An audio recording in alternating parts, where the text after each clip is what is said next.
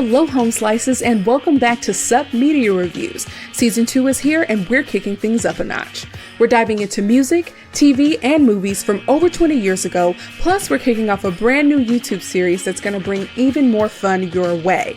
This season is full of fresh reviews, special guests, and plenty of laughs. Ready to jump in? Let's get into this week's episode.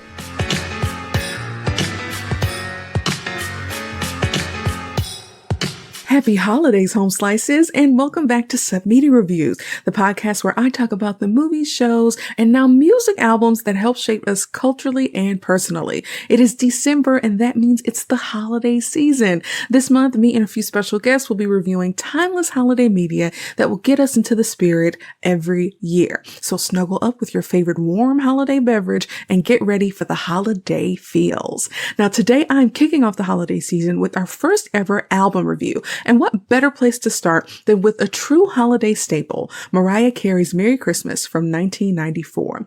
This album didn't just revive Christmas music, it became part of the cultural fabric of the season and crowned Mariah Carey the Queen of Christmas. So let's talk history, impact, my favorite tracks, and whether it still slays today. Let's start with my personal connection to this album. Now, my stepmother, Erica, who joined me for the most recent episode of Top 5, our new YouTube video series, is a true holiday queen. If you want to hear our top 5 list of holiday movies, be sure to check out the Sup Media Reviews YouTube channel. Now, back in the day when I would visit my father for the holidays, Erica had a few Christmas CDs in rotation, like an American Idol Christmas CD, Vanessa Williams, Whitney Houston, and of course, Mariah Carey. We would listen to them often, especially when making preparations for the holidays, and this album in particular was one of my faves. I was only 4 when this album came out, so I low-key grew up listening to it each year, and it's pretty much the soundtrack of the season for me. I really enjoy this album, and I'm looking forward to sharing my thoughts with you today. Now let's move on to the time capsule portion of the review, where we talk about the historical context of this album, its reception, and success. While this is Mariah Carey's first holiday album released in 1994, it is technically her 4th studio album. Mariah was coming off the success of her 3rd album, Music Box, which featured hits like Dream Lover and Hero. She wanted to do a holiday album that not only warmed hearts in the winter months, but that also allowed her to sing openly about her Christian faith. There were some folks who doubted her for a couple of reasons. First off, there was no real expectation from record labels that a successful recording artist needed to make a Christmas album at the time. And second off, because Mariah was known for pop and R&B secular music, folks were pretty skeptical of how she'd make this album work, particularly with her exploring a genre that she wasn't famous for, which was gospel. But Mariah pressed on, despite the naysayers, and made one of the most successful albums ever. Based on my research, Mariah Carey's Merry Christmas has sold over 18 million copies worldwide, and in the US has been certified platinum 9 times. All I Want for Christmas Is You, which is one of the original songs on the album, is one of the best-selling singles and ringtones of all time. The album blended gospel, R&B, and traditional carols, which was unusual at the time, especially for pop stars. So it has a little bit of everything for everyone. It also helped revive the idea of modern Christmas classics and of secular artists making Christmas albums. So this album was really kind of trailblazing for Mariah Carey, and it really opened the door for her to be the Queen of Christmas that she is today.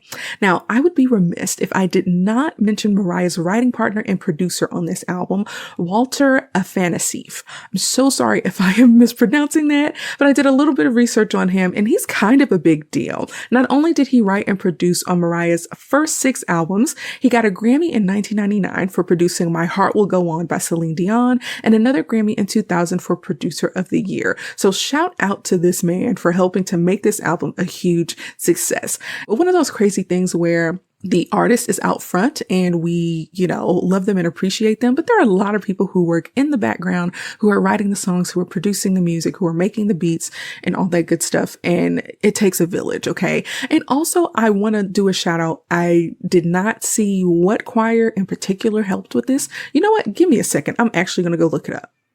So after a quick search, I could not find where there was a specific choir that she used, but it did look like she used a number of background singers, their families, and different musicians to be the choir and background. But these people, the choir is placed very prominently on a lot of these songs. So of course their voices chimed in and lent to that like Christmas and, gospel churchy feel, which makes this album pretty special. And I also kind of see here that one of the background vocalists, whose name I actually recognize, is Kelly Price, which I think is pretty fun.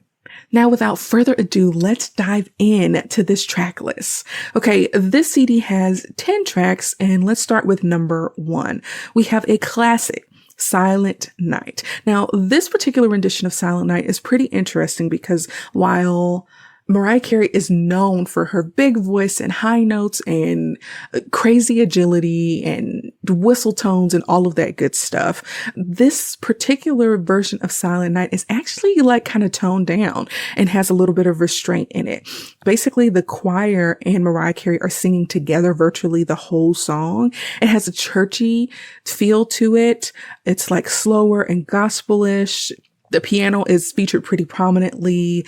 There are a few high notes that come in, but overall, she's mostly just singing along with the choir, and she's showing some restraint because she will blow us out of the water in later songs. And I think that's a very interesting way to kick off the album. But of course, it's a fantastic song. I really enjoy it. Now, the second track on the album is, of course, the big one. It's All I Want for Christmas Is You. It is an original song that was written by Mariah Carey and the Walter guy that I mentioned earlier, who helped produce the album. This song is a mega hit. Okay. I was listening to it on Spotify and I saw that it had over 2.2 billion plays on Spotify, which is freaking crazy and is, outranks any of the other songs on the album by miles. We love this song because of how upbeat and fun it is. And even though it is an original song, now it is a Christmas classic, which really talks to the staying power of this song. I love that this song is about seeing a person as a gift, like, hey, forget about those other presents under the Christmas tree. I want to be with you for the holidays. So it's really interesting because there's the choir in the background helping to sing the chorus. Even though this is not a gospel song, this is more kind of like Christmas romance a little bit. And if you think about it more broadly, it could be any type of relationship. Like I could see a mom singing this to their child, like telling them, hey, come home for Christmas. All I want, I don't want the gifts. Just come home for Christmas. So I love that this is a more secular Christmas song. It's upbeat. It's fun. It's catchy. It starts off really slow with, Mariah Carey singing by herself. And then it turns into this upbeat song. Even though there's a little bit of longing in the song of like, hey, I just want you to come home for Christmas. I think that that's really sweet. And it's part of the reason why we love the song, including Mariah Carey's just hitting the notes. You, baby. Hitting the notes that I can't even imagine to hit. Okay. So we just really love it. It's the hit from the album. It's amazing. So let's move on to track number 3, which is Oh Holy Night. Now, this is one of my favorite songs from the album because there's a part in the song that just builds and I get chills when I hear it. Okay. Also, Oh Holy Night is a classic Christmas song that of course talks about the birth of Jesus. It starts off very slow and reverent, and then it builds to this crescendo where Mariah is just going off. My favorite part of the song is where, like, during that crescendo portion where she says, fall on your knees, oh, hear the angels' voices, oh, night divine, holy night, when Christ was born. Yeah. And then the choir comes in too, and they go up again, and it's like, go ahead. Okay. This song, I would call this maybe more modern churchy because this song is about the birth of Jesus and the choir is pretty prominent in the song. There's more of a modern feel It starts off pretty gospel-y. You can actually hear like an organ in the background too. But then when she hits that fall, it just gives it, I again get chills on that part. And forgive me because I know I'm not singing it the way that she does, but I'm just giving y'all a picture in case you can't hear it in your head the way I'm hearing it in my head now. I mean, it's amazing. I really enjoy that song and that part in particular of the song. So that's really good. Now let's move on to track number 4. Now this is crazy. I'm going to do this little caveat. When I was growing up, I had CDs here and there, and eventually we moved on to MP3. So I think maybe from the age of like maybe 12 till around 18-ish is the years that I bought albums. And one thing I realized, and it's not always true, was I felt like track number 4 on albums was always one of the better songs on the album. It wasn't always true. And in this case, it's also not true, but that's just something I noticed over the years, and I feel like I might be tripping. Let me know if you know what I'm talking about. But anyways, let's move on. Number 4 on this particular Christmas album is called Christmas, Baby Please Come Home. This is actually a song, an original Christmas song that was sang by Darlene Love, that Mariah Carey put her own spin on. So this is a legit cover as opposed to Mariah doing her own version of a classic. And so this song is pretty upbeat. And again, it's very interesting how upbeat and kind of fun the song sounds, even though the topic of the song is not technically upbeat. The song is about baby, please come home. Kind of like this person is not around anymore. And there's this longing again of like, hey, I want you to come back home. It's Christmas time. Like, please come back to me. But the song is so upbeat. It's like, it doesn't match the tone, like the song and the longing does not match the upbeat tone of the song, but it still works, right? And so we hear the choir in the background. It's a cover of a popular Christmas song. The snow's coming down. I'm watching it fall. Da, da, da, da, da, da. You know, all of that good stuff. And so, you know, Mariah Carey is singing most of it and the choir is kind of supporting her, similar to a call and response, but not really. But there's like a little bit of a gospel hint to this song that I feel like is not super churchy. So the twist that she puts on it has a little bit of a gospel feel because of the choir there. But again, the song is more about romantic love than about Jesus. So the thing about this album is that what happens is that Mariah is able to put her own spin on it. And because gospel is such a big influence to her personally, we weave together all of these different elements. We have a secular Christmas song that's done with a choir and can have a churchy feel, but the song itself is not gospel or churchy at all. And I think that's part of the reason that this is so successful is that she gets to blend all of these elements together. And I'm really glad that she pushed to make this project a thing when other people felt really doubtful about how she would do, because it's kind of a task to bring all of these different genres together, especially ones that you aren't known for and people feeling doubtful about it. And it's like, do what you got to do. And, and it's really quite inspiring. It's one of the things that Mariah Carey talked about that I saw her mention in an interview. It was years and years ago, where she said one of her singing inspirations was Karen Clark Sheard, who is one of the Clark sisters, the famous gospel group. And you can hear that influence in her voice. And I really enjoy that Mariah can draw from inspiration from all different kinds of places. So I think that's great. Now, track number 5, Miss You Most at Christmas Time. This song is sad and somber, and I freaking love it.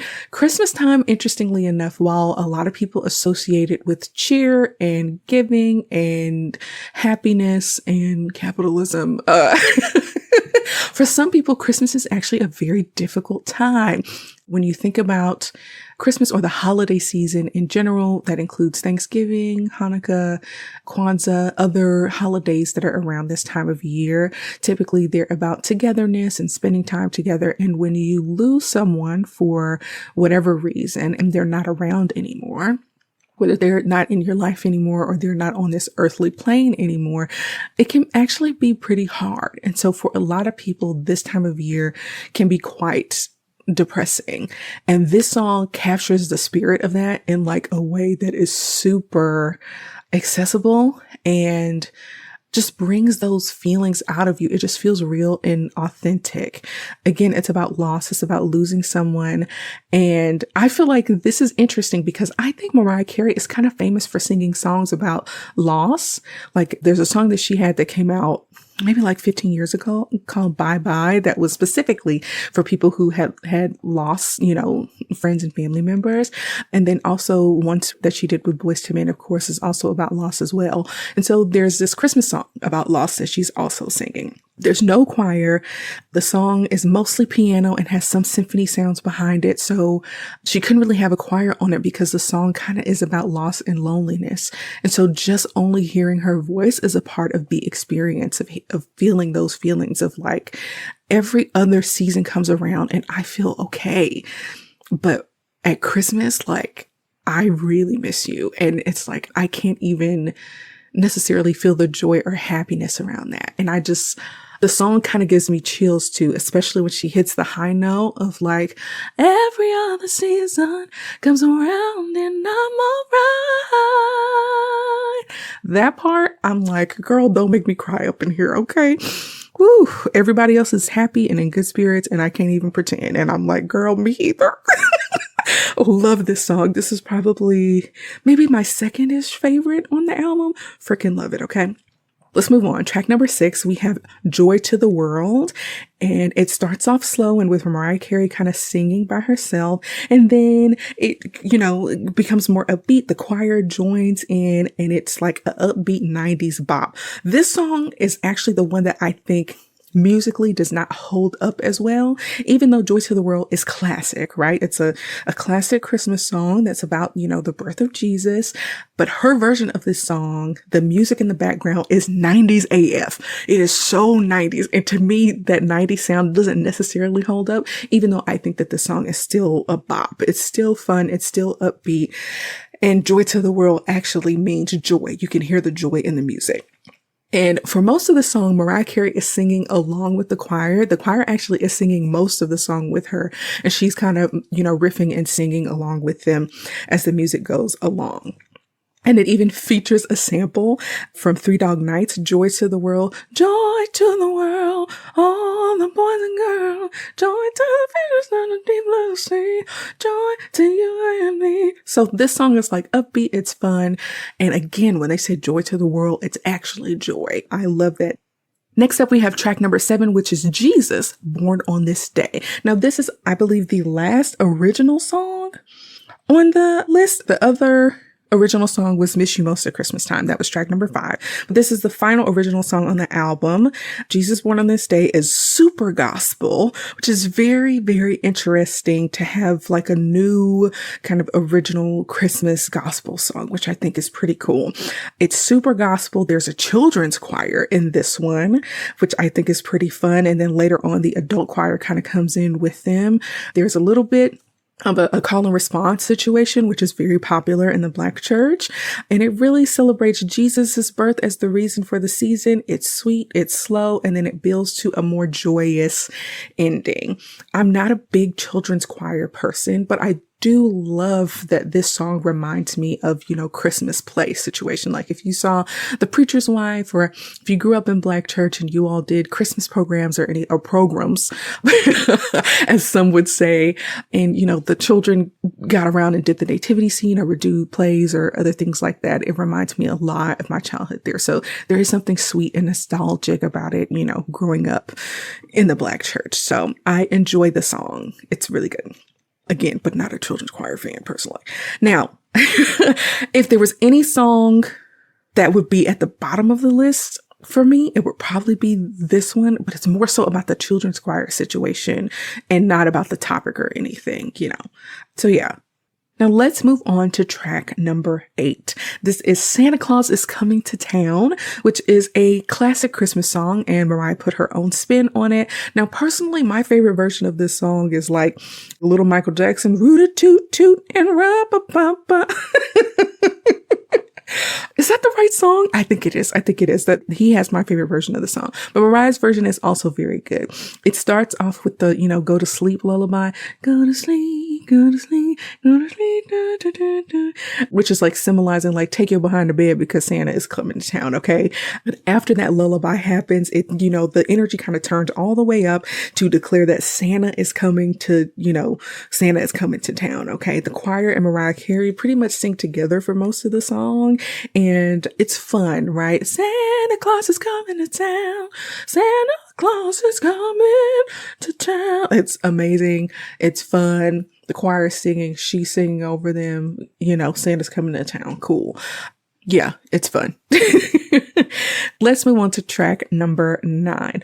This is a mashup of Hark the Herald Angels Sing and Gloria in Excelsis Deo. I really like this song. First off, I didn't put together that it was a mashup, but it meshes together perfectly. It starts off slow with Mariah Carey singing alone, and then the choir comes in to help. And then they start kind of singing together. When they get to that part where they do the Gloria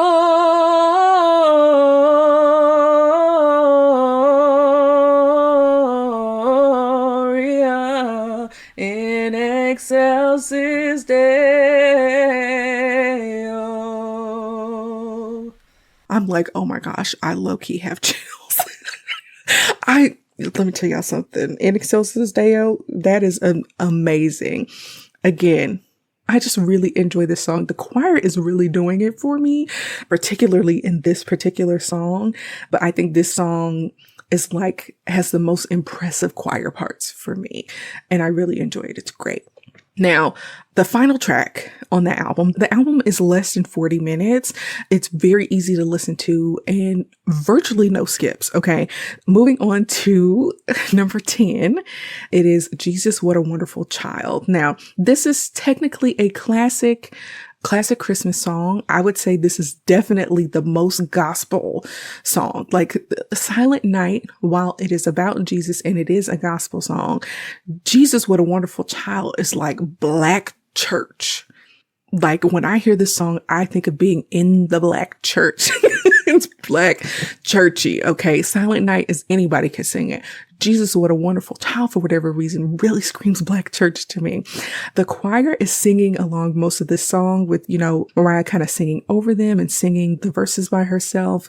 It is upbeat, a traditional church performance. And then to top it off, and to end and cap off the album, this song ends with a praise break. And so there's a breakdown in the music, and then it's shouting music, and it's jeez, jeez, jeez, jeez. And they end the song with a praise break. And my understanding is that they recorded I don't think all, but some of this album literally in a church to help give it that churchy feel, and invited, the singers and musicians into the church. And for this particular song, they really wanted to go to church on this one. And at the end, Mariah Carey is cutting up. The choir is cutting up. They hitting all the notes. It's great. And it's like a fantastic way to cap off this album. It's really interesting because we have Mariah start with restraint when she's singing Silent Night. She's not really hitting any high notes. She's singing along with the choir, not really any solo moments or too many high notes or riffs or run, real restraint. And then we end the album with this big gospel moment and this praise break and this breakdown. And I think that's super cool. And I think it's like a wonderful way for her to showcase her faith and to mesh that in with all of the other elements of her artistry. So it was really interesting is that when you think of gospel music, or I'll say when I think of gospel music and when I think of Black church specifically, I don't necessarily think of voices like Mariah Carey. And to hear her own spin on gospel music and the way that she does it and her inflections and the high notes and all of that stuff, all of the soul and feeling that she puts behind the music is really awesome. So I love that she got to infuse her faith into the music and create something that has lasted for a really long time. Like, it's literally 2025. It's like over 30 years that we have been jamming out to this freaking album, and it's amazing. I just love it. There's nothing more to say. So for this album, I really love that Mariah stuck to her guns, even though people kind of doubted her ability to make an album like this, especially including more of the religious songs and the gospel feel. Again, I feel like it successfully combines R&B, pop, and gospel. She maintained and shares her faith, even though she was mostly a secular artist. I feel like she has songs on this album for all moods, whether you feel, churchy, whether you feel sad, whether you feel happy, or if you're ready for Santa, there's a song on this album for you. And I think that makes for a really good album of having these different feels that anyone can draw from at any time. And Mariah Carey went on to do 2 more Christmas albums. She did one in 2010 called Merry Christmas to You, and Mariah Carey's Magical Christmas Special, which I think came out in 2020. So again, Queen of Christmas, and she figured out how to make a Christmas coin every year. That's the type of stuff I need to figure out. I need to figure out, how can I make money every year without doing more work? The lady's a genius. Okay. Now, at the end of every review, we ask the same 2 questions. Does it hold up today? And is it worth a listen today? Again, it's very shocking to me that people were skeptical of this album before it came out, because it's a hit smash every single year. All I Want for Christmas Is You is basically required listening for the holidays. It still feels warm and non-cheesy, while there is one song that has a 90s feel to it with the music, which is Joy to the World. None of the songs are cheesy. They really do still hold up today. And I feel like Christmas music, we make an exception for. Even Christmas songs that sound older still bop. Like, for some people, White Christmas does it for them. I'm not into that. But what's the one, Rocking Around the Christmas Tree? That song is old AF, and I will rock around the Christmas tree every year. You hear me? Okay. So even that being considered, even though this album is like 30 years old, it just feels timeless to me. It's a no skips album, even though I have songs that I prefer or like, more than others. But whether you're into religious pop or classic holiday music, there is something for you on this album. So I for sure think that the album holds up. So when it comes to having another listen to this album, I am for sure like 100% going to recommend it. Now, while this album has some popular bops, there are some less popular ones that I think are still worth a listen and revisiting, and they still kind of hit today. If you head over to Spotify, Napster, YouTube Music, or wherever you listen to your music, I think that you should add this to your music rotation. Okay. Make sure it's in there. Would definitely recommend a re-listen. Now, thank you all so much for listening to my review of Mariah Carey's Merry Christmas album here at Sub Media Reviews. Listeners, let me know what you think about this album. Does it hold up for you? Will it make it into your holiday music rotation? What's your favorite song from the album? Share your thoughts on our social media pages on Facebook, Instagram, YouTube, and our brand new TikTok page, y'all. Now, next week, we'll be continuing our holiday season festivities with a review of A Charlie Brown Christmas. It's the 60th anniversary this year. Dang, y'all. Okay. You all will not want to miss it. Peace out. Thanks so much for tuning into this episode of Sub Media Reviews. New episodes drop just about every week, and our brand new YouTube series is coming your way. So make sure you follow us on YouTube, Instagram, Pinterest, and Facebook so you never miss a thing. Got a movie, album, or show you think we should review? Send it our way. Until next time, keep watching, keep listening, and just chill till the next episode.